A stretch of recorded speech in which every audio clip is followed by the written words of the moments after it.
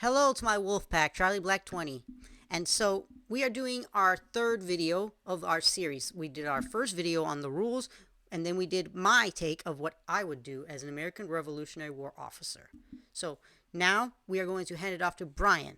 Bryan, you have a budget of 2,000 British pounds and about 100 men under your command. Where are you stationed? What will you do? And what kind of weapons? Thank you, Charlie, and it's great to be here.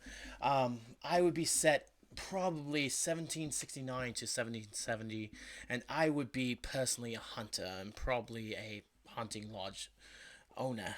The whole idea is I would be making my money via the fur trade, the meat trade, especially during this time period with venison. It would be pretty much impossible for me not to make ridiculous amounts of money, especially since I would be incorporated around the Virginia, North Carolina, even South Carolina area. So I would just be have access to major amounts of ports and a major amount of money coming into the Americas.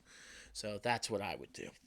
More than likely, I would have the means of setting up ahead of time and finding people who were crack shots, hunters, people who every single bullet that they fire better be a shot, or you weren't eating that night or getting paid at all that night. So I would be probably hoarding my particular equipment and giving it out to people as I was able to continue along and know that they would be loyal. I would be looking into a particular gun known as the Ferguson rifle. While it was not used until 1776, it was started to be started to be made in 1771. So I would have several years to train them how to use the particular rifle and the advantages that it has because it was a breech loader as opposed to a muzzle loader. Being able to hide behind rocks is so much easier than hiding behind trees. I would also, for my particular person, I would probably have what is known as a pepper box revolver, probably a 10 barrel one, and probably a tomahawk and knife combo. I would be most likely stationed throughout the Virginia, North Carolina, South Carolina area because the entire areas there were predominantly wooded. And in doing so, I would be a hit and run master and ambush master. I would be incorporating supplies I got from them to make bombs, mines, even sometimes some twisted stuff, like some of the stuff the natives did, or even just poisoning meat and throwing it into their frickin' bases. So I would be probably one of the most destructive people on the face of the earth during this time period, and I would probably be very hated. I would also probably be very feared if I let just a couple of people leave the forest alive and spread the word of how terrifying I would be. My men would essentially just um, ambush carts, ambush armies, ambush battalions and I would only take battles in which I know I'm going to be able to have the upper hand. So I would utilize all the supplies I have, all the prisoners of war, any kind of slaves, natives, anybody who surrenders, and any extra supplies that I don't need, like, say, your muskets, for instance, would be incorporated into the Continental Army, probably through a liaison. And probably, if I was good enough, I would be able to keep the horses as well, but I would not need it to really incorporate it. So that's basically what I would be able to do.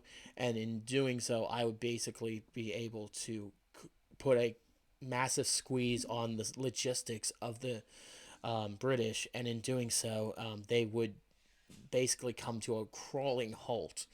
And in doing so, they would basically have a lot more free reign with the Continental Army. So, with that being said, Charlie, you have some questions for me. Most definitely, I have some questions. So, my very first question: would you or I, in these scenarios, ever see each other? No. No, I do not believe so either. We are in completely different spots, even though we have very similar goals. Not very similar in where our locations are. Very unlikely. Okay. Would we survive the war? In this case, would you survive the war, do you think? I think this one is unfortunately more problematic, especially since I would be such a twisted person. I would probably be hunted to the ends of the earth.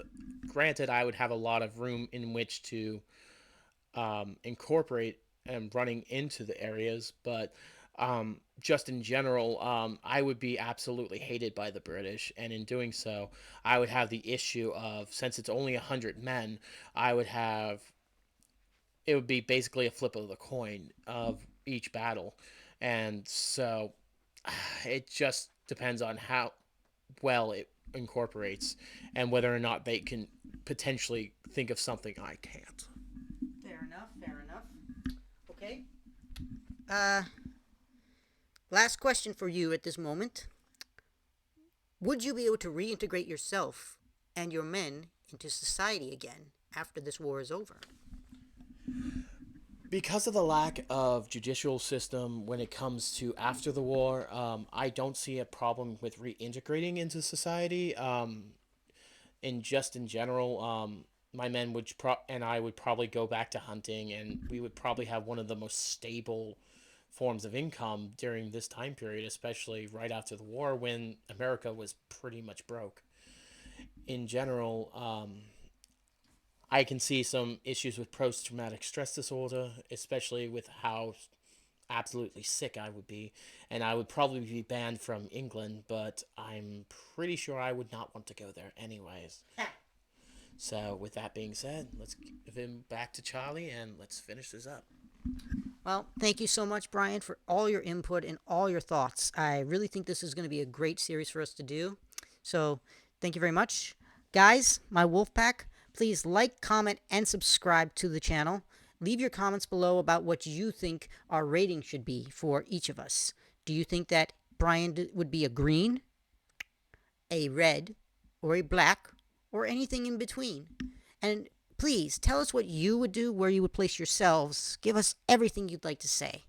But please, please, please do not go beyond the rules or insult anybody else for any ideas they might have. All ideas are welcome here. So, thank you very much, guys, and I hope we'll see you soon.